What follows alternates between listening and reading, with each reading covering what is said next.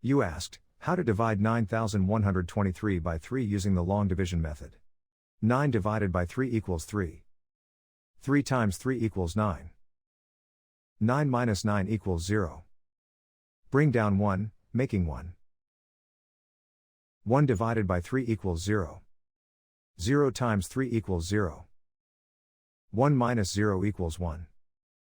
Bring down 2, making 12. 12 divided by 3 equals 4. 4 times 3 equals 12.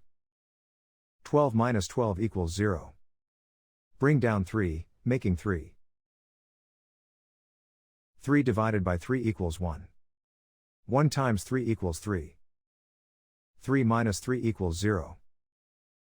The remainder is 0. The final result is 3041.